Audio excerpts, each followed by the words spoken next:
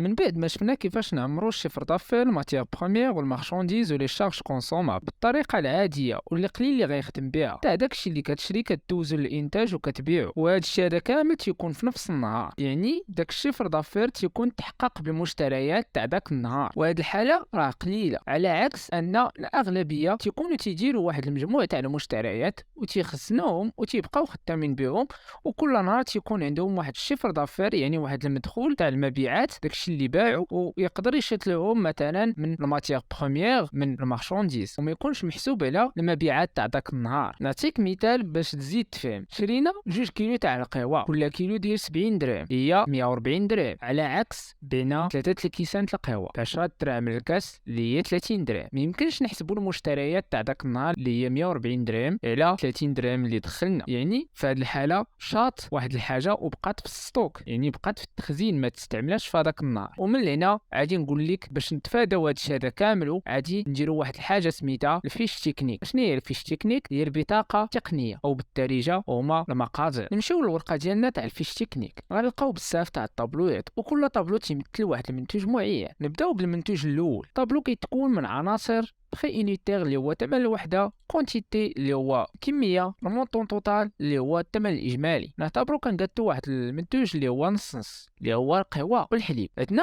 ماتيير بروميير يعني الماده الاوليه اللي كنحتاجوها. ماتيير بروميير الاولى اللي هي الكافي، مثلا كنشريو 70 درهم للكيلو كتخرج لنا 70 كاس، يعني كيتقام عليا كل كاس بدرهم. الحليب مثلا تنشريو نص سيترو داير 4 دراهم، غادي نقسموه مثلا تيخرج ليا 5 الكيسان، غادي تعطيك 0.8، غتجي تحط هنايا 0.8. ماتيير بروميير 3 مثلا ما عندناش، يعني الماتيير بروميير اللي كتخسر على هاد نص نص هي 180 درهم. الا كنا بعنا في الشيفر دافير ديال 60، هاد 60 غادي يجيو نشوفوها كاينه هنايا، يعني بعنا 60 كاس القهوه. نعتبروا مثلا بعنا 80 بشكل تلقائي غادي تبدل في هاد الطابلو. وهاد النتائج اللي حصلنا عليهم كيعنيو بان 144 درهم اللي خسرنا في الماتيير بروميير باش نقادو الكميه اللي بعنا في هذاك النهار. ندوزو دابا للمارشانديز. مثلا هذاك كاس القهوه تنعطيو معاه واحد السكر، داك السكر غادي نعتبروه بدرهم، على عكس الا بغيتي تحسب مثلا غادي دير 7 دراهم مقسمه على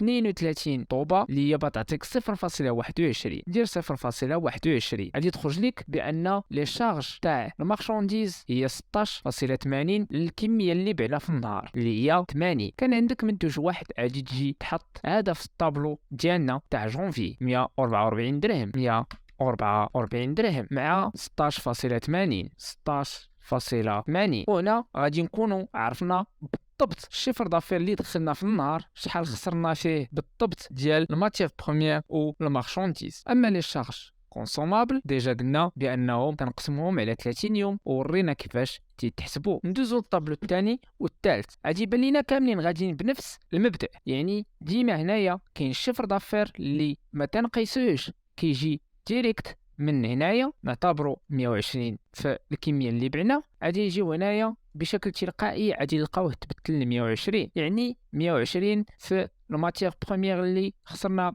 المواد الاوليه اللي هي 3 دراهم اللي هو الثمن الاجمالي هو 360 درهم. والطابلو الاخير تيمثل مثلا الا شرينا غير المارشانديز، يعني مثلا كانيطات ولا المناضه شريناها ب 3 دراهم ونص بعنا 120، نعتبروا بعنا 400، يعني غادي نجيو هنا غادي نلقاو بشكل تلقائي تكتبات 400 حبه اللي كتمثل بان المصاريف اللي صرفنا في المارشانديز هي 1400 درهم. وفي الاخير غادي نلقاو واحد الطابلو صغيور اللي كيجمع لنا المجموع ديال الماتيير بروميير والمجموع ديال المارشانديز، وكيبقى ديما على حساب المشروع ديالك واش يتكون من منتوج واحد ولا بزاف تاع المنتوجات باش تعرف الطريقه باش غادي تخدم. ومن هنا غادي يبان لك بان التوتال ديال الماتيير بروميير هو 504 الى اعتبرنا بان حنا عندنا 3 تاع المنتجات. وهذا التوتال اللي تيبان لك هنايا هو نفسه اللي غادي نجيو نكتبو في الطابلو ديالنا 504 مع 1536